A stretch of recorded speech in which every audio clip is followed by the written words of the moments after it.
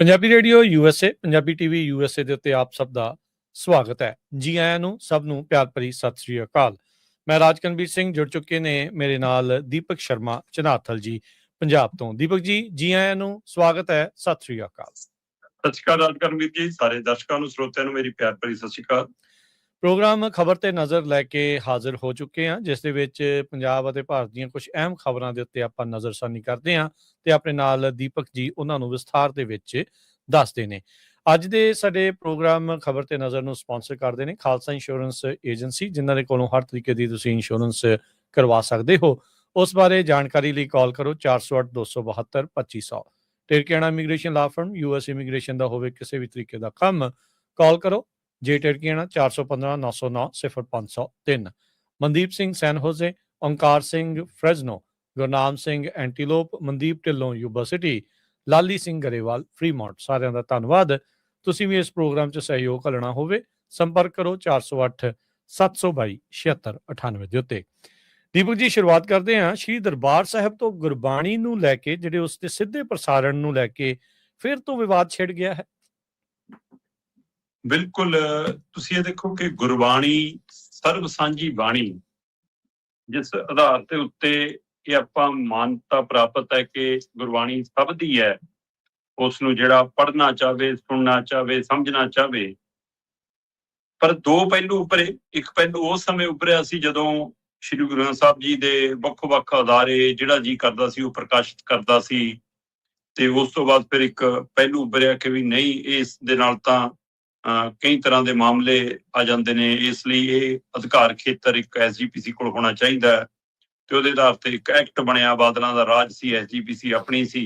ਸੋ ਉਸ ਸਮੇਂ ਵੀ ਕਈ ਤਰ੍ਹਾਂ ਨੇ ਸਵਾਲ ਖੜੇ ਕੀਤੇ ਕਿ ਤੁਸੀਂ ਇਹਨੂੰ ਕੰਟਰੋਲ ਕਿਉਂ ਕਰ ਰਹੇ ਹੋ, ਇਹ ਸਭ ਤੱਕ ਪਹੁੰਚ ਅਪਰੋਚ ਹੋਣੀ ਚਾਹੀਦੀ ਹੈ। ਹਾਂ, ਧਿਆਨ ਰੱਖਣ ਵਾਲਾ ਵਿਸ਼ਾ ਇਹ ਹੈ ਕਿ ਉਹਦਾ ਅਦਬ, ਸਤਿਕਾਰ, ਮਰਿਆਦਾ ਉਹ ਬਣੀ ਰਹਿਣੀ ਚਾਹੀਦੀ ਹੈ। ਚਲੋ, ਫਿਰ ਵੀ ਉਹ ਗੱਲ ਪ੍ਰਵਾਨ ਚੜ੍ਹ ਗਈ ਕਿਸੇ ਤਰੀਕੇ ਨਾਲ ਕਿ ਬਾਇਆ ਸ਼੍ਰੋਮਣੀ ਕਮੇਟੀ ਗੁਰੂ ਗ੍ਰੰਥ ਸਾਹਿਬ ਜੀ ਦੇ ਸਰੂਪ, ਉਹ ਬੀੜ ਸਾਰਿਆਂ ਨੂੰ ਮਿਲਣੀਆਂ ਸ਼ੁਰੂ ਹੋ ਗਈਆਂ। ਪਰ ਇਹ ਮਾਮਲਾ ਦੁਬਾਰਾ ਉਸ ਸਮੇਂ ਚਰਚਾ 'ਚ ਆਇਆ ਜਦੋਂ ਸੱਚਖੰਡ ਸ੍ਰੀ ਦਰਬਾਰ ਸਾਹਿਬ ਤੋਂ ਲਾਈਵ ਸ਼ੁਰੂ ਹੋਇਆ ਗੁਰਬਾਣੀ ਦਾ। ਔਰ ਉਸ ਸਮੇਂ ਚਰਚਾ 'ਚ ਇਸ ਰੂਪ 'ਚ ਆਇਆ ਕਿ ਆਸ਼ਸ਼ ਕਰ ਉੱਠੀ ਉਹ ਸੰਗਤ ਜਿਹੜੀ ਪੰਜਾਬੋਂ ਬਾਹਰ ਜਾਂ ਖਾਸ ਕਰ ਦੇਸ਼ਾਂ ਵਿਦੇਸ਼ਾਂ 'ਚ ਬੈਠੀ ਹੈ, ਤੇ ਉਹਨਾਂ ਨੂੰ ਲੱਗਿਆ ਕਿ ਅਸੀਂ ਸਿੱਧੇ ਆਪਣੀ ਧਰਤੀ ਨਾਲ, ਆਪਣੀ ਮਿੱਟੀ ਨਾਲ, ਆਪਣੀ ਬਾਣੀ ਨਾਲ ਇਸ ਰੂਪ 'ਚ ਜੁੜ ਗਏ ਕਿ ਟੈਲੀਵਿਜ਼ਨ ਔਨ ਕਰੋ ਤੇ ਸਾਹਮਣੇ ਸੱਚਖੰਡ ਸ੍ਰੀ ਦਰਬਾਰ ਸਾਹਿਬ ਤੋਂ ਲਾਈਵ ਗੁਰਬਾਣੀ ਦਾ ਕੀਰਤਨ ਦਾ ਸਿੱਧਾ ਪ੍ਰਸਾਰਣ। ਤੇ ਇਸੇ ਤਰ੍ਹਾਂ ਦਾ ਪ੍ਰਭਾਵ ਪੰਜਾਬ 'ਚ ਜਾਂ ਹੋਰਨਾਂ ਸੂਬਿਆਂ 'ਚ ਉਹਨਾਂ ਬਜ਼ੁਰਗਾਂ ਤੱਕ ਵੀ ਗਿਆ ਜਿਹੜੇ ਆਪਣੇ ਘਰੋਂ ਪਿੰਡ ਦੇ ਗੁਰੂ ਘਰ ਤੱਕ ਜਾਣ ਲਈ ਵੀ ਸਹਾਰੇ ਤੋਂ ਬਿਨਾਂ ਨਹੀਂ ਜਾ ਸਕਦੇ ਸੀ। ਕੋਈ ਘਰ ਦਾ ਜੀ ਲੈ ਕੇ ਜਾਵੇ ਤਾਂ, ਤੇ ਉਹਨਾਂ ਨੂੰ ਵੀ ਲੱਗਿਆ ਕਿ ਠੀਕ ਹੈ, ਸਾਡੇ ਲਈ ਵੀ ਇਹ ਬਹੁਤ ਚੰਗਾ ਹੋ ਗਿਆ, ਤੇ ਘਰ ਦੇ ਟੈਲੀਵਿਜ਼ਨ ਔਨ ਕਰ ਦਿੰਦੇ ਸੀ ਤੇ ਮੂਹਰੇ ਉਹਨਾਂ ਨੂੰ ਗੁਰਬਾਣੀ ਦਿਖਦੀ ਸੀ। ਉਹ ਉਸੇ ਆਦਰ ਸਤਿਕਾਰ ਨਾਲ ਬੈਠਦੇ ਨੇ। ਹੁਣ ਵੀ ਇੰਨੇ ਸਾਲਾਂ ਤੋਂ ਮੈਂ ਦੇਖਦਾ ਕਿ ਜਿਸ ਤਰ੍ਹਾਂ ਆਪਾਂ ਗੁਰੂ ਘਰ ਬੈਠੇ ਹੋਈਏ। ਹੁਣ ਇਹ ਸਾਰੀ ਪ੍ਰਕਿਰਿਆ ਦੇ ਵਿੱਚ ਭਾਵਨਾਵਾਂ ਨਾਲ ਕੀ ਕਮਰਸ਼ੀਅਲ ਖੇਡਿਆ ਵੀ ਗਿਆ? ਕੀ ਇਹਦੇ ਵਿੱਚੋਂ SGPC ਤੋਂ ਅਦਾਇਗੀਆਂ ਲਓ, SGPC ਤੋਂ ਪੇਮੈਂਟਾਂ ਲਓ ਜੀ ਕਿ ਅਸੀਂ ਲਾਈਵ ਦਿਖਾ ਰਹੇ ਹਾਂ, ਤੇ ਕੰਟਰੋਲ ਇਹ ਕਿ ਸ਼੍ਰੋਮਣੀ ਕਮੇਟੀ ਦਾ ਜੀ, ਇਹਦੇ ਵਿੱਚੋਂ ETC ਜੰਮਦਾ ਜੀ ਤੇ ਲਾਈਵ ਪਹਿਲਾਂ ਆਉਣਾ ਸ਼ੁਰੂ ਹੁੰਦਾ ਹੈ। ਫਿਰ ਉਹ ਤੋਂ ਬਾਦਲਾਂ ਦੇ ਸ਼ੇਅਰ ਵਾਲਾ ਚੈਨਲ PTC ਜੰਮਦਾ ਹੈ ਨਾ। ਫਿਰ ਹੁਣ GTC ਦਾ ਮਾਮਲਾ ਆ ਗਿਆ, ਇੱਥੇ ਤੱਕ ਆਉਂਦੇ ਹੋ। ਤੁਸੀਂ ਇੱਕ ਗੱਲ ਦੇਖੋ ਕਿ ਇਹ ਕਿੱਡਾ ਉਹ ਪਹਿਲੂ ਹੈ ਕਿ ਜਿਹੜੇ ਇਸ ਪ੍ਰਕਿਰਿਆ ਨੂੰ ਲੈ ਕੇ ਆਏ, ਮਤਲਬ ਰਵਿੰਦਰ ਨਾਰਾਇਣ ਉਹ ਬੰਦਾ ਹੈ ਜਿਹਨੇ ਇਹ ਪ੍ਰਕਿਰਿਆ ਸ਼ੁਰੂ ਕਰਾਈ ਤਕਨੀਕੀ ਤੌਰ ਦੇ ਉੱਤੇ ਕਿ ਹਾਂ ਜੀ ਮੈਂ ਮਸ਼ੀਨਾਂ ਲਵਾ ਦਿੰਦਾ, ਮੈਂ ਇੱਥੇ ਸੈਟਅਪ ਲਵਾ ਦਿੰਦਾ, ਮੈਂ ਕੈਮਰੇ ਲਵਾ ਦਿੰਦਾ।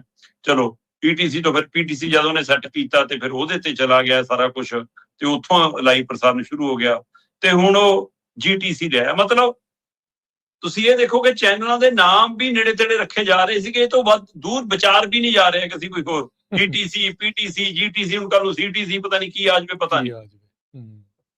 ਹੁਣ ਜਦੋਂ ਤੱਕ ਤਾਂ ਰਵਿੰਦਰ ਨਾਰਾਇਣ ਬਾਦਲਾਂ ਦੇ ਨਾਲ ਸੀ, SGPC ਦੇ ਨਾਲ ਤਾਲਮੇਲ ਸੀ, PTC ਨਾਲ ਸੀ, ਤਦ ਤੱਕ ਤਾਂ ਉਹ ਵੀ ਉਸੇ ਧਿਰ 'ਚ ਖੜਾ ਸੀ ਜਿਹੜੀ ਧਿਰ 'ਚ ਇਹ ਸੀਗਾ ਵੀ ਕਿ ਸਾਡੇ ਕੰਟਰੋਲ 'ਚ ਰਹੇ ਗੁਰਬਾਣੀ ਦਾ ਲਾਈਵ ਪ੍ਰਸਾਰਣ, ਕਿਸੇ ਹੋਰ ਦੇ ਦਾਇਰੇ 'ਚ ਨਾ ਚੱਲੇ। ਤਾਂ ਰਵਿੰਦਰ ਨਾਰਾਇਣ ਉਸ ਪਾਸੇ ਸੀ।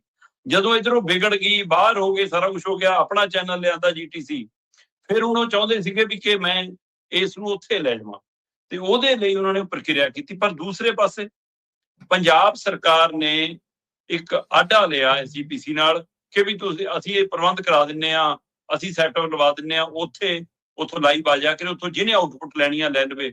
ਇਹ ਆਮ ਸੰਗਤ ਦੇ ਮਨ 'ਚ ਵੀ ਹੈ ਕਿ ਇਸ ਨੂੰ ਤੁਸੀਂ ਸੀਮਤ ਕਿਉਂ ਕਰ ਰਹੇ ਹੋ। ਇਹ ਸਾਰਿਆਂ ਦੀ ਹੋਣਾ ਚਾਹੀਦਾ। ਜਿਹੜੇ ਫਿਰ ਕਹਿੰਦੇ ਜੀ ਨਹੀਂ ਉੱਥੇ ਕੁਝ ਹੋਰ ਤਰ੍ਹਾਂ ਦੀਆਂ ਐਡਾਂ ਆਉਂਦੀਆਂ, ਪ੍ਰੋਗਰਾਮ ਆਉਂਦੇ ਆ ਜੀ, ਆਹ ਮਸਲਾ ਹੈ ਜੀ, ਇਸ ਤਰ੍ਹਾਂ ਜੀ, ਉਹ ਕਈ ਚੀਜ਼ਾਂ ਦੀ ਹਵਾਲਾ ਦਿੰਦੇ ਨੇ। ਜਥੇਦਾਰ ਸਾਹਿਬ ਕਹਿੰਦੇ ਵੀ ਐਸਜੀਪੀਸੀ ਆਪਣਾ ਚੈਨਲ ਲਿਆਵੇ। ਪਾਸ ਹੋ ਗਿਆ, ਠੀਕ ਹੈ ਜੀ, ਅਸੀਂ ਆਪਣਾ ਚੈਨਲ ਲਿਆਵਾਂਗੇ। ਹੁਣ 2023 ਦੇ ਵਿੱਚ ਇਹ ਮਾਮਲਾ ਵੱਡਾ ਹੋਇਆ ਤੇ ਜੀ ਲਓ ਜੀ ਸ਼੍ਰੋਮਣੀ ਕਮੇਟੀ YouTube ਚੈਨਲ ਲਿਆਈ। ਹਾਂਜੀ, ਸੈਟਲਾਈਟ ਚੈਨਲ ਲਈ ਜਦੋਂ ਪੁੱਛੋ ਕਹਿੰਦੇ ਜੀ ਪ੍ਰਕਿਰਿਆ ਪਾਈ ਹੋਈ ਹੈ ਜੀ, ਅਜੇ ਮਨਜ਼ੂਰੀ ਨਹੀਂ ਮਿਲੀ। ਮਤਲਬ ਐਸਜੀਪੀਸੀ ਵਰਗਾ ਅਦਾਰਾ ਇੱਥੇ 4 ਜਣੇ ਇਕੱਠੇ ਹੋ ਕੇ ਦਿੱਲੀ ਨੂੰ ਜਾਂਦੇ ਨੇ, ਦੂਏ ਦਿਨ ਚੈਨਲ ਮਨਜ਼ੂਰ ਕਰਾ ਲਿਆਉਂਦੇ ਨੇ, ਤੇ ਐਸਜੀਪੀਸੀ ਵਰਗੇ ਅਦਾਰੇ ਤੋਂ ਸੈਟਲਾਈਟ ਚੈਨਲ ਮਨਜ਼ੂਰ ਕਿਉਂ ਨਹੀਂ ਹੋ ਰਿਹਾ? ਜਾਂ ਤਾਂ ਦੱਸ ਦੇ ਕਿ ਕੇਂਦਰ ਵਧੀਕੀ ਕਰਦਾ, ਕੇਂਦਰ ਜਾਣ ਕੇ ਫਲ ਦੱਬ ਕੇ ਬੈਠਾ, ਸਾਹਮਣੇ ਆਉਣ।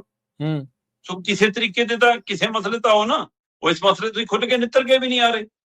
ਤੇ ਐਸਜੀਪੀਸੀ ਨੂੰ ਕੰਟਰੋਲ ਕਰਨ ਦੀ ਕਵਾਇਦ ਕਦੇ ਅਸੀਂ ਇਹ ਵੀ ਦੇਖਿਆ ਕਿ ਸਮੇਂ-ਸਮੇਂ ਦੀਆਂ ਸਰਕਾਰਾਂ ਨੇ ਆਪਣੇ ਤਰੀਕੇ ਨਾਲ ਚਲਾਉਣ ਦੀ ਕੋਸ਼ਿਸ਼ ਕੀਤੀ। ਇਸ ਤੱਕ ਕਿ ਜਥੇਦਾਰ ਗੁਰਚਰਨ ਸਿੰਘ ਟੌਹੜਾ ਜਦੋਂ ਬਾਦਲ ਧਿਰ ਤੋਂ ਅੱਡ ਹੁੰਦੇ ਨੇ, ਨਾਰਾਜ਼ ਹੁੰਦੇ ਨੇ, ਅਕਾਲੀ ਦਲ ਤੋਂ ਬਾਹਰ ਆਉਂਦੇ ਨੇ, ਤਦ ਕੈਪਟਨ ਅਮਰਿੰਦਰ ਵੀ ਪਾਇਆ। ਜਥੇਦਾਰ ਟੌਹੜਾ ਚਾਹੁੰਦੇ ਸੀ ਕਿ ਕੰਟਰੋਲ ਸਾਡੇ ਹੱਥ ਆ ਜਾਵੇ ਐਸਜੀਪੀਸੀ ਦਾ। ਤੇ ਹੁਣ ਇਹਨਾਂ ਨੇ ਬਿੱਲ ਲਿਆਂਦਾ ਜੀ ਕਿ ਲਓ ਜੀ ਗੁਰਬਾਣੀ ਦੇ ਲਾਈਵ ਵਾਲਾ ਵੀ ਲਿਆਉਣੇ ਆ ਜੀ। ਫਿਰ ਉਹਨਾਂ ਜਾਗਤ ਜੋਤ ਵਾਲੇ ਹਵਾਲੇ ਨਾਲ ਵੀ ਇੱਥੇ ਵੀ ਸੱਤਾਧਾਰੀ ਧਿਰ ਆਮ ਆਦਮੀ ਪਾਰਟੀ ਵੀ ਚਾਹੁੰਦੀ ਹੈ ਕਿ ਕਿਸੇ ਤਰ੍ਹਾਂ ਐਸਜੀਪੀਸੀ ਅਸੀਂ ਕੰਟਰੋਲ ਕਰ ਲਈਏ। ਤੇ ਆਰਐਸਐਸ ਬਾਰੇ ਤਾਂ ਖੁੱਲੀ ਚਰਚਾ ਤੁਰਦੀ ਹੈ ਕਿ ਉਹ ਪਿਛਲੇ ਦਰਵਾਜ਼ਿਓਂ ਦਾਖਲ ਹੋ ਗਏ, ਖਾਸੇ ਦਾਖਲ ਹੋ ਰਹੇ ਨੇ ਜੀ। ਜਿਸ ਤਰ੍ਹਾਂ ਦਿੱਲੀ ਕਮੇਟੀ ਦਾ ਕੰਟਰੋਲ ਆ ਗਿਆ, ਪਟਨਾ ਸਾਹਿਬ ਦਾ ਕੰਟਰੋਲ ਆ ਗਿਆ, ਹਰਿਆਣਾ ਕਮੇਟੀ ਬਣ ਗਈ, ਇਹ ਤਰੀਕੇ ਨਾਲ ਸਵਾਲ ਖੜੇ ਨੇ।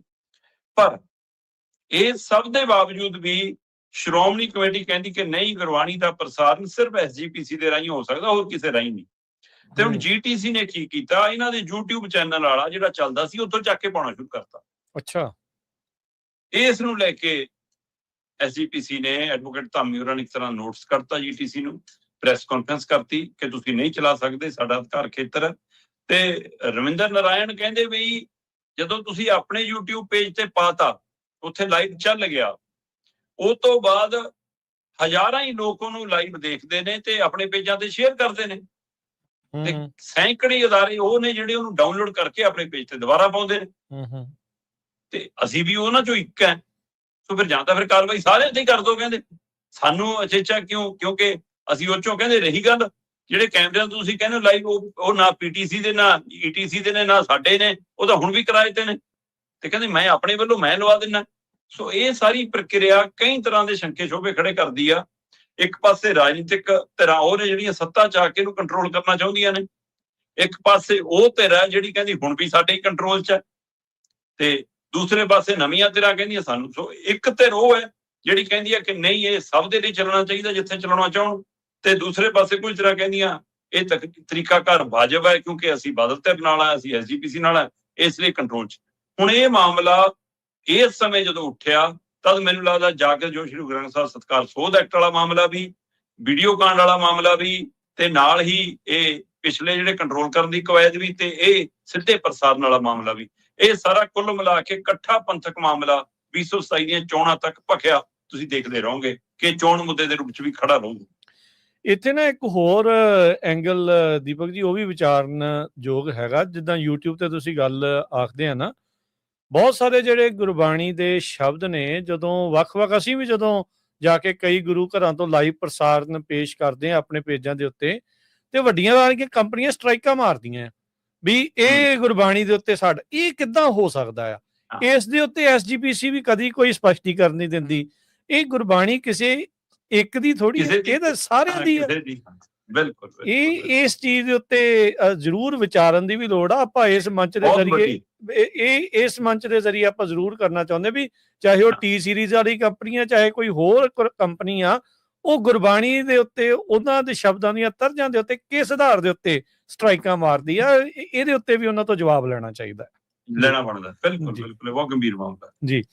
ਦੀਪਕ ਜੀ, ਅਗਲੀ ਆਪਾਂ ਗੱਲ ਕਰਦੇ ਹਾਂ ਪੰਜਾਬ ਦੇ 5 ਕਾਂਗਰਸੀ MP ਦੇ ਉੱਤੇ ਭਾਜਪਾ ਦੇ ਕਹਿੰਦੇ ਰੱਖੀ ਹੋਈ ਆ ਜੀ ਨਜ਼ਰ। ਅਸਲ 'ਚ ਇਹ ਦੋ ਪਹਿਲੂ ਨੇ, ਇੱਕ ਡੀਲਿਮਿਟੇਸ਼ਨ ਨਾਲ ਸੰਬੰਧਿਤ ਪਹਿਲੂ ਹੈ, ਦੂਸਰਾ ਪੰਜਾਬ ਦੀ ਚੋਣ ਨਾਲ ਸੰਬੰਧਿਤ ਪਹਿਲੂ ਹੈ। ਡੀਲਿਮਿਟੇਸ਼ਨ ਦੀ ਪ੍ਰਕਿਰਿਆ ਬੀਜੇਪੀ ਦੁਆਰਾ ਅਪਣਾਉਣ ਨੂੰ ਫਿਰਦੀ ਹੈ ਕਿ ਕਿਸੇ ਹੀਲੇ ਅਸੀਂ ਸੀਟਾਂ ਵਧਾਉਣ ਦੀ ਪ੍ਰਕਿਰਿਆ ਵੱਲ ਚੱਲ ਜਾਈਏ 850 ਕਰ ਲਈਏ 543 ਸੀਟਾਂ ਨੂੰ ਵਧਾ ਕੇ। ਉਹਦੇ ਲਈ ਇਹਦੀਆਂ ਲੰਬੀਆਂ ਜੱਦੋਜਹਿਦ ਅਸੀਂ ਪਿਛਲੇ ਸਮੇਂ ਵੀ ਦੇਖੀ, ਜਦੋਂ ਉਹਨਾਂ ਨੇ ਕੋਸ਼ਿਸ਼ ਕੀਤੀ ਕਿ ਪਾਸ ਕਰਾ ਲਈਏ, ਉਹ 2/3 ਬਹੁਮਤ ਇਹਨਾਂ ਕੋਲੋਂ ਬਣਦਾ ਨਹੀਂਗਾ, ਹੈ ਨਾ, ਤੇ ਉਹ ਇਸ ਲਈ ਉਹ ਤਰੀਕਾਕਾਰ ਇਹਨਾਂ ਲਈ ਮੁਸ਼ਕਲ ਹੋ ਜਾਂਦਾ। ਉਹ 362 ਤੋਂ ਉੱਪਰ ਸੀਟਾਂ ਚਾਹੀਦੀਆਂ ਤੇ ਉਹ ਅਜੇ ਤੱਕ ਲੋਕ ਸਭਾ 'ਚ ਇਹਨਾਂ ਕੋਲ ਇਕੱਠੀਆਂ ਨਹੀਂ ਹੋ ਪਾ ਰਹੀਆਂ। ਉਹਦੇ ਲਈ ਕਦੇ ਜੀ ਆ ਪੱਛਮੀ ਬੰਗਾਲ ਵਾਲੇ ਜੋੜ ਲਓ, ਕਦੇ ਜੀ ਆ ਸ਼ਰਦ ਪਵਾਰ ਵਾਲੇ ਜੋੜ ਲਓ, ਕਦੇ ਜੀ ਹੁਣ ਸਮਾਜਵਾਦੀ ਵਾਲੇ ਦੇਖਣ ਲੱਗ ਜਾਓ, ਆ ਰਾਜ ਸਭਾ ਵਾਲੇ ਪਾਸੇ ਵੀ ਘੱਟ ਨੇ ਜੀ, ਇੱਧਰੋਂ ਪੰਜਾਬ ਵਾਲੇ ਵੀ ਲੈ ਜਾਓ, ਹੈ ਨਾ। ਇਸ ਤਰੀਕੇ ਕਰਨ ਕੋਸ਼ਿਸ਼ਾਂ ਕਰਦੇ ਨੇ। ਉਹਨਾਂ ਕੋਸ਼ਿਸ਼ਾਂ ਦੇ ਵਿੱਚੋਂ ਇੱਕ ਪਹਿਲੂ ਤਾਂ ਇਹ ਉੱਭਰਦਾ ਕਿ ਸੀਟਾਂ ਵਧਣ ਦੇ ਨਾਲ ਸੂਬਿਆਂ ਦੇ ਹੱਕ, ਸਾਡੇ ਵਰਗੇ ਸੂਬਿਆਂ ਦੇ ਹੱਕ ਹੋਰ ਮਰ ਜਾਣੇ, ਚਾਹੇ ਉਹ ਦੱਖਣੀ ਸੂਬੇ ਨੇ, ਚਾਹੇ ਉਹ ਪੰਜਾਬ, ਹਰਿਆਣਾ, ਹਿਮਾਚਲ ਵਰਗੇ ਸੂਬੇ ਨੇ, ਜਿਨ੍ਹਾਂ ਦੀ ਗਿਣਤੀ ਪਹਿਲਾਂ ਹੀ ਘੱਟ ਹੈ। ਹੁਣ ਤੁਸੀਂ ਕਹਿੰਦੇ ਹੋ ਜੀ, ਕਦੇ ਕਹਿੰਦੇ ਹੋ ਕਿ ਆਪਾਂ ਸੀਟਾਂ ਜਨਸੰਖਿਆ ਦੇ ਹਿਸਾਬ ਨਾਲ ਵਧਾ ਲੈਂਦੇ ਹਾਂ, ਫਿਰ ਵੀ ਸਾਡਾ ਕੀ ਕਸੂਰ ਜੇ ਸਾਡੇ ਸੂਬਿਆਂ ਦੀ ਜਨਸੰਖਿਆ ਕੰਟਰੋਲ 'ਚ ਹੈ। ਦੂਸਰਾ, ਫਿਰ ਤੁਸੀਂ ਕਹਿੰਦੇ ਹੋ ਚਲੋ ਆਪਾਂ ਬਰਾਬਰਤਾ ਤੇ ਵਧਾ ਲੈਂਦੇ ਹਾਂ ਕਿ ਜਿਹਦੀਆਂ ਜਿੰਨੀਆਂ ਸੀਟਾਂ ਉਹਦੀਆਂ 50%। ਫਿਰ ਵੀ ਸਵਾਲ ਹੈ, ਜਿਹਦੀਆਂ 80 ਨੇ ਉਹਦੀਆਂ 120 ਹੋ ਜਾਣੀਆਂ, ਹਰਿਆਣੇ ਦੀਆਂ 10 ਨੇ ਤਾਂ ਉਹਦੀਆਂ 15 ਹੀ ਹੋਣੀਆਂ, ਸਾਡੀਆਂ ਜੇ 13 ਨੇ ਚਲੋ 7 ਵਧਾ ਦੋਗੇ ਤਾਂ ਸਾਡੀਆਂ 20 ਹੋਣੀਆਂ। ਹੁਣ ਇਸ ਤਰੀਕੇ ਕਾਰ ਨਾਲ ਤਾਂ ਇੱਕ ਤਾਂ ਇਹ ਪਹਿਲੂ ਹੈ ਧੱਕਾ ਕੇ ਸੂਬਿਆਂ ਨਾਲ, ਫਿਰ ਸਾਡੀ ਉੱਥੇ ਸ਼ਕਤੀ ਘਟਣੀ। ਦੂਸਰਾ, ਅੱਜ ਜੇ 543 ਨੇ ਤਾਂ ਉਹਨਾਂ ਚੋਂ ਤੁਸੀਂ 33% ਬੀਬੀਆਂ ਨੂੰ ਦੇਣ ਲਈ ਤਿਆਰ ਨਹੀਂ। ਤੁਸੀਂ ਕਹਿੰਦੇ ਹੋ ਸਾਡੇ ਕੋਲ ਸੀਟਾਂ ਉਨੀਆਂ ਕਿ ਰਹਿਣ, ਇਸ ਲਈ 850 ਤੋਂ 33% ਦੇ ਦਾਂਗੇ ਉਹਨਾਂ ਨੂੰ, ਤਾਂ ਕਿ ਸਾਡੀਆਂ 543 ਦੇ ਨੇੜੇ ਤੇੜੇ ਜੇ ਬਣੀਆਂ ਰਹਿ ਜਾਣ ਬੰਦਿਆਂ ਦੇ ਹੱਥ। ਫਿਰ ਇਹਦੇ ਵਿੱਚੋਂ 543 ਚੋਂ ਮੰਤਰੀ ਬਣਦੇ ਨੇ 81, ਜੇ ਕੇਂਦਰ 'ਚ ਆਪਾਂ ਦੇਖਣੇ ਹੋਣ ਤਾਂ ਹੁਣ 543 ਲਈ ਤਾਮਝਾਮ ਰਹਿਣ ਸਹਿਣ ਖਾਣ ਪੀਣ ਗੱਡੀ ਕਾਰ ਖਰਚਾ, ਫਿਰ 81 ਮੰਤਰੀਆਂ ਦੇ ਹਿਸਾਬ ਨਾਲ। ਹੁਣ ਜਦੋਂ 850 ਹੋ ਗਏ, ਫਿਰ 850 ਐਮਪੀਆਂ ਦੇ ਰਹਿਣ ਸਹਿਣ ਖਾਣ ਪੀਣ ਦਾ ਪ੍ਰਬੰਧ, ਫਿਰ 127 ਮੰਤਰੀ ਬਣ ਸਕਦੇ ਨੇ, ਫਿਰ 127 ਦੇ ਹਿਸਾਬ ਨਾਲ ਖਰਚੇ ਦਾ ਹਿਸਾਬ। ਤੇ ਅੱਛਾ, ਜੇ ਆਪਾਂ ਪੰਜਾਬ ਦੇ ਹਵਾਲੇ ਨਾਲ ਹੀ ਸਮਝੀਏ, ਅੱਜ 13 ਮੈਂਬਰ ਪਾਰਲੀਮੈਂਟ ਨੇ ਸਾਡੇ ਲੋਕ ਸਭਾ ਦੇ ਮੈਂਬਰ, 13 ਦੇ ਹਿਸਾਬ ਨਾਲ ਸਾਡੇ 117 ਵਿਧਾਨ ਸਭਾ ਹਲਕੇ ਬਣਦੇ ਆ, 9 ਇੱਕ ਲੋਕ ਸਭਾ ਹਲਕੇ 'ਚ 9 ਵਿਧਾਨ ਸਭਾ ਹਲਕੇ ਆਉਂਦੇ ਆ, ਤੇ ਜੇ 20 ਹੋ ਗਏ ਤਾਂ 9 ਦੇ ਹਿਸਾਬ ਨਾਲ 180 ਸਾਡੀਆਂ ਤਾਂ ਵਿਧਾਨ ਸਭਾ ਸੀਟਾਂ ਬਣ ਗਈਆਂ। ਸੋ ਇਸ ਲਈ ਸਾਡੇ ਤੇ ਉਹ ਬੋਝ ਵੀ ਪੈਣਾ। ਇਹ ਸਾਰੇ ਬੋਝ ਵਾਲੇ ਮਾਮਲੇ ਇੱਕ ਪਾਸੇ, ਡੀਲਿਮਿਟੇਸ਼ਨ ਦੇ ਲਈ ਆਪਣੀ ਗਿਣਤੀ ਪੂਰੀ ਕਰਨ ਦੀ ਬੀਜੇਪੀ ਦੀ ਪ੍ਰਕਿਰਿਆ ਦੂਏ ਪਾਸੇ। ਹੁਣ ਉਸ ਪ੍ਰਕਿਰਿਆ ਦੇ ਤਹਿਤ ਬੀਜੇਪੀ ਦੀ ਨਜ਼ਰ ਪੰਜਾਬ ਦੇ ਜੇ ਰਾਜ ਸਭਾ ਮੈਂਬਰਾਂ ਦੇ ਸੀ, ਉਹ ਪੱਟ ਕੇ ਲੈ ਗਈ। ਤੁਸੀਂ ਕਮਾਲ ਦੇਖੋ ਕਿ ਜਿਹੜੀ ਪਾਰਟੀ ਕੋਲ 94 ਮੈਂਬਰ ਹੋਣ ਵਿਧਾਨ ਸਭਾ ਦੇ, ਉਹਨਾਂ ਦੇ ਕੋਲ ਰਾਜ ਸਭਾ ਮੈਂਬਰ ਇੱਕ ਰਹਿ ਜਾਵੇ, ਉਹ ਵੀ ਤੜਕਿਆ ਹੋਵੇ ਹੁਣ ਸੰਤ ਬਲਬੀਰ ਸਿੰਘ ਸਿੰਚੇਵਾਲ, ਤੇ ਜਿਹੜੇ ਬਾਕੀ 6 ਸੀ ਜਿਹੜੇ ਆਪਣੇ ਖਾਸਮ ਖਾਸ ਸੀ, ਉਹਨਾਂ ਨੂੰ ਬੀਜੇਪੀ ਲੈ ਗਈ। ਔਰ ਉਹ ਬੀਜੇਪੀ ਜਿਹਦੇ ਪੰਜਾਬ 'ਚ ਜੇ 2 ਐਮਐਲਏ ਆ, ਰਾਜ ਸਭਾ ਮੈਂਬਰ 6 ਆ ਉਹਨਾਂ ਕੋਲ ਪੰਜਾਬ ਤੋਂ। ਤੋ ਇਹ ਮਜ਼ਾਕ ਨਹੀਂ ਤਾਂ ਹੋਰ ਕੀ ਹੈ। ਪਰ ਬੀਜੇਪੀ ਹੁਣ ਕਾਂਗਰਸ ਦੇ ਕਾਟੋ ਕਲੇਸ਼ ਤੇ ਨਜ਼ਰ ਰੱਖ ਰਹੀ ਹੈ। ਕਾਂਗਰਸ ਦਾ ਕਾਟੋ ਕਲੇਸ਼ ਹੁਣ ਕੱਢੋ ਜਾਂ ਛੱਡੋ ਵਾਲੀ ਸਥਿਤੀ 'ਚ ਪਹੁੰਚ ਗਿਆ। ਚਰਨਜੀਤ ਚੰਨੀ ਹੋਰਾਂ ਦੀ ਧਿਰ ਕਹਿੰਦੀ ਕਿ ਅਸੀਂ ਕਾਂਗਰਸ ਛੱਡਣੀ ਨਹੀਂ, ਸਾਨੂੰ ਕਾਂਗਰਸ ਕੱਢ ਦੇਵੇ ਜੇ ਕੱਢਣਾ। ਰਾਜਾ ਵੜਿੰਗ ਹੋਰਾਂ ਦੀ ਧਿਰ ਕਹਿੰਦੀ ਅਸੀਂ ਇੰਨੇ ਤੰਗ ਪਰੇਸ਼ਾਨ ਕਰਾ ਦਾਂਗੇ ਕਿ ਅਸੀਂ ਕੱਢਦੇ ਤਾਂ ਨਹੀਂ, ਤੁਸੀਂ ਆਪੇ ਛੱਡ ਜਾਓ। ਹੁਣ ਕੱਢੋ ਜਾਂ ਛੱਡੋ ਵਾਲੀ ਸਥਿਤੀ ਆ। ਉਹ ਕਹਿੰਦੇ ਅਸੀਂ ਛੱਡਣਾ ਨਹੀਂ, ਤੁਹਾਨੂੰ ਕੱਢੋ, ਉਹ ਕਹਿੰਦੇ ਅਸੀਂ ਕੱਢਣਾ ਨਹੀਂ, ਤੁਸੀਂ ਛੱਡੋ। ਸੋ ਇਸ ਸਥਿਤੀ ਦੇ ਵਿੱਚ ਤਣਾਅ ਇੱਥੋਂ ਤੱਕ ਵੱਧ ਗਿਆ ਕਿ ਇੱਕ ਦੂਜੇ ਨੂੰ ਇਸ਼ਾਰੇ ਕਰਨ ਲੱਗੇ ਕਿ ਚੂੜੀਆਂ ਪਾ ਲਓ, ਹੈ ਨਾ। ਰਾਜਾ ਵੜਿੰਗ ਦੇ ਆਪਣੇ ਹਲਕੇ ਤੱਕ ਲੜਾਈ ਆ ਗਈ। ਕਦੇ ਕਹਿੰਦੇ ਨੇ ਇਹ ਸੱਤਾ ਦੇ ਭੁੱਖਿਆਂ ਨੇ ਭੇਜਤੇ ਬੰਦੇ ਜੀ, ਕਦੇ ਕਹਿੰਦੇ ਨੇ ਜੀ ਕਿ ਇਹ ਤਾਂ ਜੀ ਆਮ ਆਦਮੀ ਪਾਰਟੀ ਨੇ ਪ੍ਰੋਗਰਾਮ ਖਰਾਬ ਕਰਨ ਲਈ ਭੇਜਤਾ, ਹੁਣ ਜੀ ਆਰਐਸਐਸ ਦੇ ਦਲਾਲ ਆ ਗਏ, ਪਤਾ ਨਹੀਂ ਕੀ। ਪਰ ਰਾਜਾ ਵੜਿੰਗ ਦੀਆਂ ਤਕਰੀਰਾਂ, ਆ ਦੂਸਰਾ ਜਿਹੜਾ ਇੰਚਾਰਜ ਉਹਨਾਂ ਦਾ ਭੁਪੇਸ਼ ਬਘੇਲ ਪੰਜਾਬ ਤੁਰੇ ਫਿਰਦਾ, ਉਹਨਾਂ ਦੀਆਂ ਤਕਰੀਰਾਂ ਕਿਤੇ ਵੀ ਸੱਤਾਧਾਰੀ ਧਿਰ ਨੂੰ ਕੇਂਦਰ ਤੋਂ ਲੈ ਕੇ ਸੂਬੇ ਨੂੰ ਘੇਰਦੀਆਂ ਨਜ਼ਰ ਨਹੀਂ ਆਉਂਦੀਆਂ। ਆਪਸ ਦੇ ਵਿੱਚ ਲੱਗੇ ਨੇ। ਦੂਜੀਆਂ ਧਿਰਾਂ ਤਾਂ ਰਾਸ ਹੈ ਕਿ ਵਧੀਆ ਲੱਗੇ, ਤੁਸੀਂ ਆਪਸ 'ਚ ਰਾਸ ਰਚਾਈ ਜਾਓ ਤੇ ਕਰੀ ਜਾਓ ਜੋ ਖੇਲਾ ਕਰਨਾ। ਪਰ ਤੁਸੀਂ ਬਸ਼ਰਮੀ ਦੀ ਹੱਦ ਤੇ ਨਲਾਇਕੀ ਦੀ ਸਿਖਰ ਦੇਖੋ ਕਾਂਗਰਸ ਦੀ, ਕਿ ਮਾਨਸੂਨ ਸੈਸ਼ਨ ਚੱਲ ਰਿਹਾ ਲੋਕ ਸਭਾ ਦਾ, ਲੋਕ ਸਭਾ ਦੇ ਰਾਜ ਸਭਾ ਦਾ ਸਾਡਾ ਸੰਸਦੀ ਸੈਸ਼ਨ ਚੱਲ ਰਿਹਾ, ਤੇ ਜ਼ਿਆਦਾਤਰ ਕਾਂਗਰਸੀ ਲੀਡਰ ਰਾਜਾ ਵੜਿੰਗ ਖੁਦ ਮੈਂਬਰ ਪਾਰਲੀਮੈਂਟ ਹੈ, ਚੰਨੀ ਖੁਦ ਮੈਂਬਰ ਪਾਰਲੀਮੈਂਟ ਹੈ, ਮਤਲਬ ਸੁਖਜਿੰਦਰ ਰੰਧਾਵਾ ਖੁਦ ਮੈਂਬਰ ਪਾਰਲੀਮੈਂਟ ਹੈ। ਤੇ ਤੁਸੀਂ ਉੱਥੇ ਜਾ ਕੇ ਅੱਡਾ ਲਓ ਨਾ ਪੰਜਾਬ ਦੇ ਮਸਲਿਆਂ ਲਈ। ਤੁਸੀਂ ਇੱਥੇ ਤੜਕਦੇ ਫਿਰਦੇ ਹੋ, ਸਟੇਜਾਂ ਤੇ ਗੱਜਦੇ ਫਿਰਦੇ ਹੋ। ਦੂਏ ਪਾਸੇ ਵਿਰੋਧੀ ਧਿਰ ਦਾ ਲੀਡਰ ਰਾਣਾ ਗੁਰਜੀਤ, ਇਹ ਵਿਧਾਨ ਸਭਾ ਦੇ ਮੈਂਬਰ ਨੇ, ਤੇ ਇਹਨਾਂ ਦੀਆਂ ਵੀ ਚਰਚਾਵਾਂ ਕਿੱਥੇ ਕਿੱਥੇ ਤੁਰੀ ਫਿਰਦੀਆਂ ਨੇ। ਸੋ ਜਦੋਂ ਵਿਧਾਨ ਸਭਾ ਦਾ ਤੇ ਸੰਸਦੀ ਸੈਸ਼ਨ ਚੱਲ ਰਿਹਾ ਹੋਵੇ, ਉਸ ਸਮੇਂ ਇਹ ਬੈਠਕਾਂ ਦਾ ਦੌਰ ਕਿੰਨਾ ਕੁ ਵਾਜਬ ਹੈ ਜੀ। ਤੁਹਾਡੇ ਕੋਲ ਪਲੇਟਫਾਰਮ ਨੇ ਆਪਣੀ ਗੱਲ ਕਹਿੰਦੇ, ਤੁਸੀਂ ਉਹ ਗੰਭੀਰਤਾ ਨਾਲ ਲੈਣ ਦੀ ਲੋੜ ਹੈ ਕਿ ਏਦਾਂ ਕਰਨ ਦੀ ਲੋੜ ਹੈ। ਸੋ ਇਹ ਰਾਜਨੀਤੀ ਦੀ ਸਮਝ ਦਾ ਵੀ ਪ੍ਰਗਟਾਵਾ ਹੈ। ਪਰ ਇਹ ਸਾਰਿਆਂ ਦੇ ਵਿੱਚ ਕਾਂਗਰਸ ਦੇ 7 ਮੈਂਬਰ ਪਾਰਲੀਮੈਂਟ ਨੇ ਪੰਜਾਬ ਦੇ 13 ਚੋਂ, ਤੇ ਜਿਹਦੇ ਸਿਰ ਤੇ ਟਿਕਟਦੇ ਨੇ ਕਿ ਸ਼ਾਇਦ ਸਾਡੀ ਤਾਂ ਸਰਕਾਰ ਘਰੇ ਬੈਠਿਆਂ ਬਣ ਜਾਣੀ ਹੈ, ਜੇ 7 MP ਸਾਡੇ ਲੋਕਾਂ ਨੇ ਐਂ ਜਿਤਾਤੇ ਸ਼ਾਇਦ ਸਾਡੇ MLA ਵੀ ਜਿਤਾ ਦੇਣਗੇ। ਉਸੇ ਚ ਹਰੇਕ ਮੁੱਖ ਮੰਤਰੀ ਦਾ ਦਾਅਵੇਦਾਰ। ਹੁਣ ਇਹਨਾਂ ਸੱਤਾਂ ਦੇ ਵਿੱਚੋਂ ਬੀਜੇਪੀ 5 ਤੋੜਨਾ ਚਾਹੁੰਦੀ ਹੈ। ਜਦੋਂ ਲੱਗਦਾ ਕਿ ਉਧਰੋਂ ਨਿਰਾਸ਼ ਤੇ ਨਾਰਾਜ਼ ਨੇ ਆਪਣੇ ਕੋਲ ਆ ਜਾਣਗੇ। ਦੇਖੋ, ਚਰਨਜੀਤ ਚੰਨੀ, ਸੁਖਜਿੰਦਰ ਰੰਧਾਵਾ, ਡਾਕਟਰ ਅਮਰ ਸਿੰਘ, ਅਮਰਿੰਦਰ ਸਿੰਘ ਰਾਜਾ ਵੜਿੰਗ, ਗੁਰਜੀਤ ਔਜਲਾ ਤੇ ਡਾਕਟਰ ਧਰਮਵੀਰ ਗਾਂਧੀ ਤੇ ਸ਼ੇਰ ਸਿੰਘ ਘੁਬਾਇਆ, ਇਹ ਸੱਤਾਂ ਦੇ ਵਿੱਚੋਂ ਡਾਕਟਰ ਅਮਰ ਸਿੰਘ ਤੇ ਅਮਰਿੰਦਰ ਸਿੰਘ ਰਾਜਾ ਵੜਿੰਗ ਇੱਕੋ ਪੇਜ ਤੇ ਨੇ। ਇਹ ਤਾਂ ਇੱਕ ਪਾਸੇ ਜੇ high command, Congress high command ਖੜੇ ਨਜ਼ਰ ਆਉਂਦੇ ਨੇ। ਧਰਮਵੀਰ ਗਾਂਧੀ ਨਿਊਟਰਲ ਜੇ ਹੋ ਕੇ ਚੱਲਣ ਦੀ ਕੋਸ਼ਿਸ਼ ਕਰ ਰਹੇ ਨੇ। ਗੁਰਜੀਤ ਔਜਲਾ ਆਪਣੇ ਆਪ ਨੂੰ ਹਾਈ ਕਮਾਂਡ ਦੇ ਨੇੜੇ ਹੀ ਰੱਖ ਕੇ ਦਿਖਾਉਣ ਦੀ ਕੋਸ਼ਿਸ਼ ਕਰ ਰਹੇ ਨੇ। ਸ਼ੇਰ ਸਿੰਘ ਘੁਬਾਇਆ ਦਿੱਲੀ ਪ੍ਰੋਟੈਸਟ ਦਾ ਰਾਜਾ ਵੜਿੰਗ ਨਾਲ ਖੜਾ ਨਜ਼ਰ ਆਉਂਦਾ ਹੈ, ਪਰ ਇੱਧਰ ਆ ਕੇ ਕਹਿੰਦਾ ਰਾਜਾ ਵੜਿੰਗ ਅਸਤੀਫਾ ਦੇ ਦੇਵੇ। ਹਾਂ, ਚੰਨੀ ਤੇ ਰੰਧਾਵਾ ਖੁੱਲ ਕੇ ਇੱਕ ਪਾਸੇ ਹੈਗੇ ਨੇ, ਪਰ ਅਜਿਹੇ ਦੇ ਵਿੱਚ ਜੇ ਉਧਰ ਹਾਈ ਕਮਾਂਡ ਨਾਲ ਸਿੱਧੇ ਵੜਿੰਗ ਤੇ ਇਕੱਲੇ ਡਾਕਟਰ ਅਮਰ ਸਿੰਘ ਨੇ ਤਾਂ ਮਤਲਬ 5 ਵਾਰ ਖੜੇ ਨੇ ਜੀ। ਤੇ ਉਹਨਾਂ 5 ਦੇ ਉੱਤੇ ਬੀਜੇਪੀ ਦੀ ਨਜ਼ਰ ਇਸ ਲਈ ਹੈ ਕਿ ਜੇ 5 ਇਕੱਠੇ ਆ ਜਾਣ, ਚੰਨੀ, ਰੰਧਾਵਾ, ਔਜਲਾ, ਧਰਮਵੀਰ ਗਾਂਧੀ ਤੇ ਆਪਣਾ ਸ਼ੇਰ ਸਿੰਘ ਘੁਬਾਇਆ, ਜੇ 5 ਆ ਜਾਣ ਤਾਂ ਸਾਨੂੰ ਚੋਣਾਂ ਕਰਾਉਣ ਦੀ ਲੋੜ ਨਹੀਂ। 2/3 ਬਣਦਾ ਸੱਤਾਂ ਦਾ 2/3 4.66 ਬਣਦਾ। ਹੁਣ 4.66 ਤਾਂ ਕੀ ਜਾਣਗੇ ਤਾਂ 5 ਜਾਣਗੇ ਨਾ। ਸੋ ਜੇ 5 ਗਏ ਤਾਂ ਚੋਣਾਂ ਨਹੀਂ ਹੋਣਗੀਆਂ, ਏਦਾਂ ਹੀ ਪਾਲਾ ਬਦਲ ਲਿਆ ਜਾ ਸਕਦਾ। ਸੋ ਜਿਵੇਂ ਰਾਜ ਸਭਾ ਮੈਂਬਰ ਲੈ ਕੇ ਗਏ ਪੰਜਾਬ ਦੇ, ਬੀਜੇਪੀ ਉਵੇਂ ਪੰਜਾਬ ਦੇ ਮੈਂਬਰ ਪਾਰਲੀਮੈਂਟ ਵੀ ਪੱਟਣਾ ਚਾਹੁੰਦੀ ਆ, ਪਰ ਚੰਨੀ ਤੇ ਰੰਧਾਵਾ ਛੇਤੀ ਕਾਂਗਰਸ ਛੱਡਣਾ ਨਹੀਂ ਚਾਹੁੰਦੇ। ਸੋ ਅਜਿਹੀ ਸਥਿਤੀ ਦੇ ਵਿੱਚ ਜੇ ਉਹ ਨਹੀਂ ਛੱਡਣਾ ਚਾਹੁੰਦੇ ਤਾਂ ਬਾਕੀ 3 ਵੀ ਪਿੱਛੇ ਫਿਰ ਇੰਜ ਨਹੀਂ ਜਾਣਗੇ। ਅਜਿਹੇ ਲਈ ਪੇਚ ਫਸਿਆ, ਪਰ ਬੀਜੇਪੀ ਇਹਨਾਂ ਦੀ ਕਾਟੋ ਕਲੇਸ਼ ਦੇ ਉੱਤੇ ਪੂਰੀ ਤਰ੍ਹਾਂ ਨਜ਼ਰ ਰੱਖ ਰਹੀ ਕਿ ਜੇ ਪੱਟ ਹੋਣ ਤਾਂ ਅਸੀਂ 5 ਪੱਟ ਕੇ ਲੈ ਜਾਈਏ। ਇਸ ਲਈ ਦੇਖਦੇ ਹਾਂ ਜੀ ਇਹ ਖੇਲ ਅਜੇ ਚੱਲਣਾ, ਕਿਉਂਕਿ ਉਹ ਡੀਲਿਮਿਟੇਸ਼ਨ ਵਾਲਾ ਵੱਡਾ ਖੇਡ ਖੇਡਣਾ ਚਾਹੁੰਦੇ ਨੇ। ਉਹ ਰਾਹੁਲ ਗਾਂਧੀ ਨੂੰ ਮਨਾਉਣ ਦੀਆਂ ਕੋਸ਼ਿਸ਼ਾਂ ਹੋ ਰਹੀਆਂ ਨੇ ਕਿ ਮੰਨ ਲਓ ਜੀ ਆਪਾਂ ਦੁਬਾਰਾ ਲੈ ਆਈਏ, ਸੈਸ਼ਨ ਹੋਰ ਵਧਾ ਲਈਏ। ਉਹ ਕਹਿੰਦੇ ਨਹੀਂ, ਅਸੀਂ ਆਪਣੇ ਸਟੈਂਡ ਤੇ ਕਾਇਮ। ਜੀ ਜੀ। ਇਹ ਸਾਰੇ ਕਾਸੇ ਦੇ ਵਿੱਚ ਜਦੋਂ ਹੁਣ ਇੱਥੇ ਆਪਣੀਆਂ ਵਿਧਾਨ ਸਭਾ ਦੀਆਂ ਚੋਣਾਂ ਹੋਣੀਆਂ ਆ, ਆਮ ਆਦਮੀ ਪਾਰਟੀ ਨੂੰ ਵੀ ਫਾਇਦਾ ਹੋ ਸਕਦਾ ਹੈ ਸਾਰੇ ਚੀਜ਼ ਦਾ। ਦੇਖੋ, ਹਰੇਕ ਬੰਦਾ ਨਾ ਇਹੀ ਅੰਦਾਜ਼ਾ ਲਾਉਂਦਾ ਕਿ ਜਿੰਨੀਆਂ ਵੱਧ ਧਿਰਾਂ, ਜਿੰਨੇ ਵੱਧ ਕਾਟੋ ਕਲੇਸ਼, ਉਹਦੇ ਵਿੱਚੋਂ ਮੈਨੂੰ ਫਾਇਦਾ। ਸੋ ਇਸ ਲਈ ਅਜੇ ਕਹਿਣਾ ਬਹੁਤ ਛੇਤੀ ਹੋਊਗਾ। ਜੇ ਇੰਨਾ ਹੀ ਫਾਇਦਾ ਹੁੰਦਾ ਦਿਖਦਾ, ਫਿਰ ਇਹ ਕਦੇ ਸ਼ਿਵਜੀ ਦਾ ਡਮਰੂ, ਕਦੇ ਸ਼ੁਕਰਾਨਾ ਯਾਤਰਾ, ਫਿਰ ਇਹੋ ਜਿਹੇ ਤਰੀਕੇ ਨਾ ਅਪਣਾਉਂਦੇ। ਜਿਹੜੇ ਕਹਿੰਦੇ ਸੀ ਅਸੀਂ ਧਰਮ ਤੋਂ ਉੱਪਰ ਉੱਠ ਕੇ ਰਾਜਨੀਤੀ ਕਰਾਂਗੇ, ਹੁਣ ਸਾਰੀ ਰਾਜਨੀਤੀ ਧਰਮ ਦੀ ਉਹ ਕਰ ਰਹੇ ਨੇ। ਕਦੇ ਤਾਂ ਉਸ ਤੁਸੀਂ ਬਿੱਲ ਲਿਆਂਦਾ, ਕਾਨੂੰਨ ਬਣਾਤਾ ਤੇ ਤੁਸੀਂ ਗੱਲਾਂ ਸੰਗਤ ਤੇ ਛੱਡਣ ਦੀਆਂ ਕਰਦੇ ਹੋ ਤੇ ਹਾਰ ਪਾਉਣ ਆਪ ਤੁਰ ਪਏ।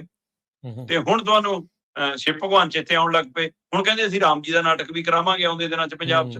ਸੋ ਤੁਸੀਂ ਪੂਰੀ ਨਿਰੋਲ ਧਰਮ ਦੀ ਰਾਜਨੀਤੀ ਕਰ ਰਹੇ ਹੋ, ਲੋਕਾਂ ਦੀ ਭਾਵਨਾ ਨਾਲ ਖੇਡ ਕੇ। ਤੇ ਫਿਰ ਸਕੀਮਾਂ 1000-1500 ਵਾਲੀਆਂ ਜਿਹੜੇ ਮੁਲਾਜ਼ਮਾਂ ਦੇ ਹੱਕ ਨੇ ਉਹ ਦੇ ਦਿਓ।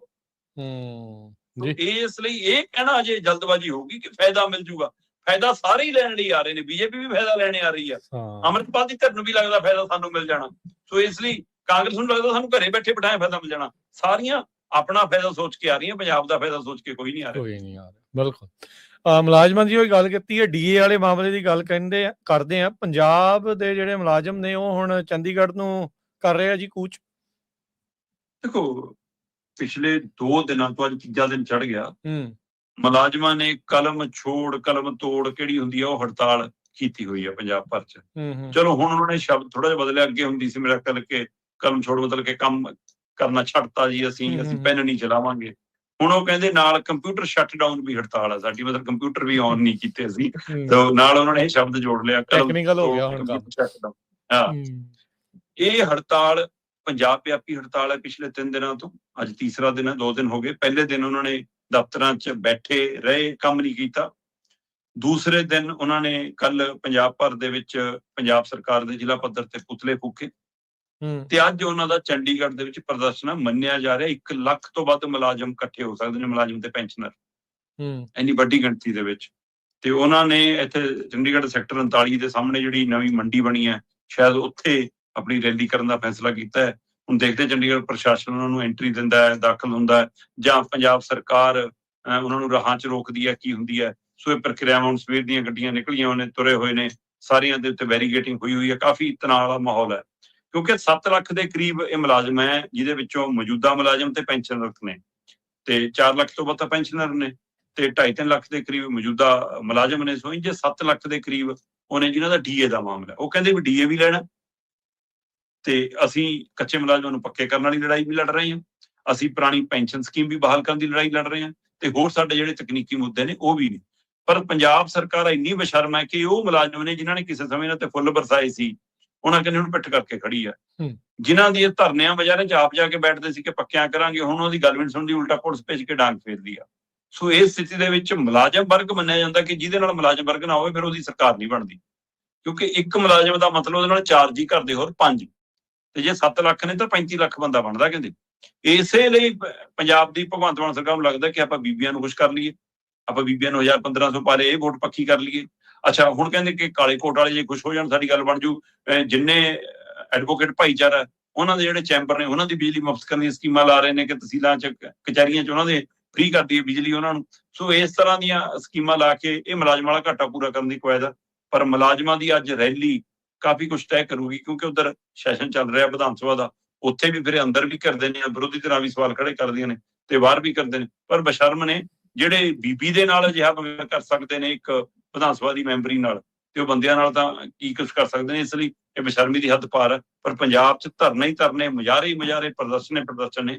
ਜਿਹੜੀ ਸਰਕਾਰ ਕਹਿੰਦੀ ਸਾਡੇ ਟਾਈਮ 'ਚ ਧਰਨੇ ਮੁਜ਼ਾਹਰੇ ਨਹੀਂ ਹੋਣਗੇ। ਜੀ, ਉਹ ਉਦੋਂ ਤਾਂ ਇਹੀ ਕਹਿੰਦੇ ਸੀ ਕੀ ਗੱਲ ਬਾਹਰ ਆ ਕੇ ਗੱਲ ਨਹੀਂ ਕਰ ਸਕਦੇ, ਤੇ ਹੁਣ ਆਪ ਗੱਲ ਕਰਨ ਨੂੰ ਕੰਨੀ ਕਤਰਾਉਂਦੇ ਨੇ ਜੀ।